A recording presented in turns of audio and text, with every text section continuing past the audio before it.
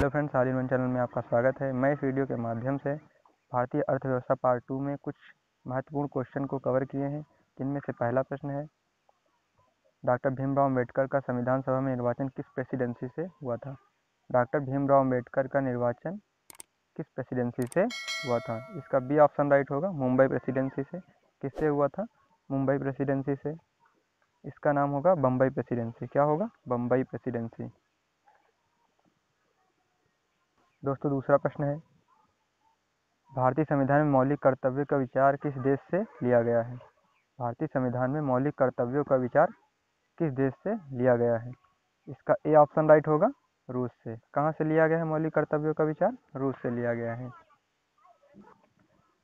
तीसरा प्रश्न है, भारतीय संविधान में संवैधानिक संशोधन की प्रक्रिया किस देश से ली गई है। भारतीय संविधान में संवैधानिक संशोधन की प्रक्रिया किस देश से ली गई है। इसका ए ऑप्शन राइट होगा, दक्षिण अफ्रीका से। कहाँ से ली गई है? दक्षिण अफ्रीका से ली गई है संवैधानिक संशोधन की प्रक्रिया। संवैधानिक संशोधन की प्रक्रिया जो है हमारे भाग 20 में, किस में है? भाग 20 में है। संवैधानिक संशोधन की प्रक्रिया हमारे भाग 20 में है। दोस्तों, चौथा प्रश्न है, भारत के संविधान में सम्मिलित आपातकालीन उपबंध किस देश से लिए गए हैं। आपातकालीन उपबंध किस देश से लिए गए हैं। तो इसका डी ऑप्शन राइट होगा, जर्मनी से। कहाँ से लिए गए हैं आपातकालीन उपबंध? जर्मनी से लिए गए हैं। पांचवा प्रश्न है, समवर्ती सूची किस देश के संविधान से ली गई है। समवर्ती सूची किस देश के संविधान से ली गई है। तो इसका बी ऑप्शन राइट होगा, ऑस्ट्रेलिया से। कहाँ से ली गई है समवर्ती सूची? ऑस्ट्रेलिया से। छठवां प्रश्न है, भारत के संविधान में सम्मिलित मूल अधिकार किस देश के संविधान से लिए गए हैं। हमारे मूल अधिकार किस देश के संविधान से लिए गए हैं।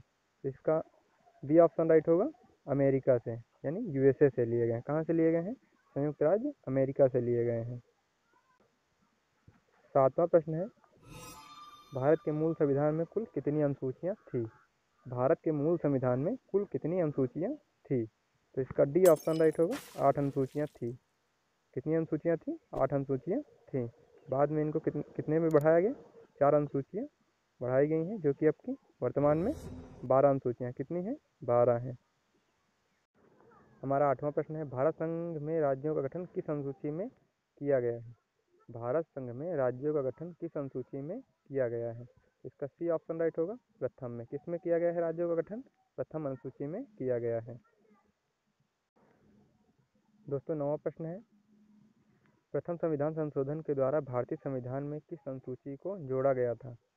प्रथम संविधान संशोधन के द्वारा भारतीय संविधान में किस अनुसूची को जोड़ा गया था। तो इसका बी ऑप्शन राइट होगा, 9वीं अनुसूची को। किस अनुसूची को जोड़ा गया था? 9वीं अनुसूची को हमारे प्रथम संविधान संशोधन के द्वारा जोड़ा गया था हमारे संविधान में। दोस्तों, 10वां प्रश्न है, 8वीं अनुसूची में किस संविधान संशोधन द्वारा सिंधी भाषा को जोड़ा गया था। 8वीं अनुसूची में किस संविधान संशोधन द्वारा सिंधी भाषा को जोड़ा गया था। इसका सी ऑप्शन राइट होगा, 21वां संविधान संशोधन। किस संविधान संशोधन द्वारा?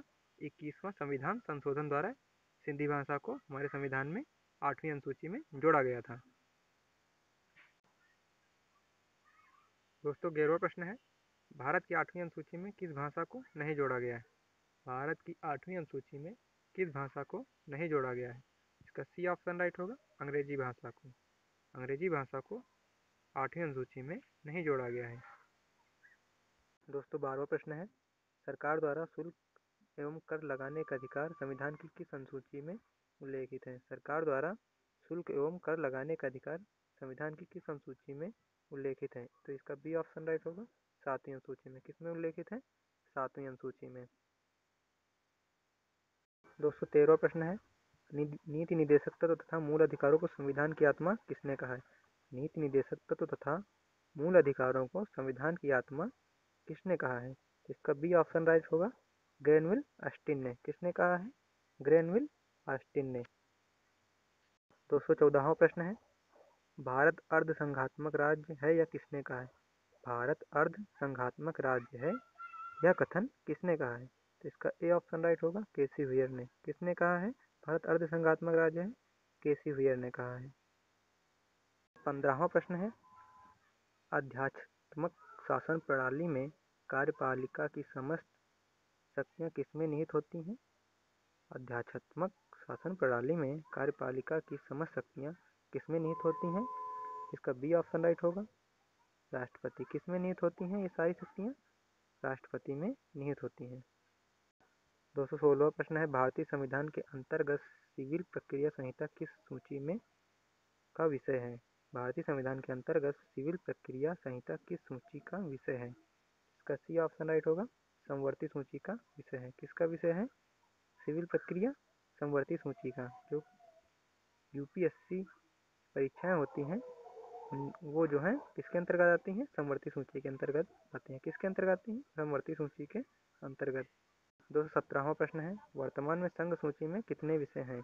वर्तमान में संघ सूची में कितने विषय हैं? तो इसका डी ऑप्शन राइट होगा, 100 विषय हैं। कितने विषय हैं? 100 विषय हैं। इसका डी ऑप्शन राइट होगा। पहले कितने थे? पहले हमारे पास संघ सूची में 97 विषय थे। कितने विषय थे संघ सूची में? 97 विषय थे। अब जो कि हैं 100 विषय हैं। वर्तमान में 100 विषय हैं। पहले 97 थे, अब 100 विषय हैं। दोस्तों 18वां प्रश्न है, राज्य सूची में वर्तमान में कितने विषय हैं? राज्य सूची में वर्तमान में कितने विषय हैं? तो इसका सी ऑप्शन राइट होगा, 61 विषय हैं। कितने विषय हैं वर्तमान में राज्य सूची में? 61 विषय हैं। पहले कितने थे? पहले थे 66 विषय। अब कितने हैं? 61। कितने कमी हुई? 5 की कमी हुई है। पहले कितने थे? 66 थे। अब कितने हैं वर्तमान में? 61 है। दोस्तों 19वां प्रश्न है, वर्तमान में समवर्ती सूची में कितने विषय हैं? वर्तमान में समवर्ती सूची में कितने विषय हैं? तो इसका बी ऑप्शन राइट होगा, 52 विषय हैं। पहले कितने? 47 विषय थे। कितने विषय थे पहले? 47 विषय थे। दोस्तों आज का लास्ट प्रश्न है, यानी 20वां प्रश्न है, पंचायती राज किस अनुसूची में सम्मिलित है? पंचायती राज किस सूची में सम्मिलित है? इसका सी ऑप्शन राइट होगा, राज्य सूची में सम्मिलित है। किसमें सम्मिलित है पंचायती राज? राज्य सूची में।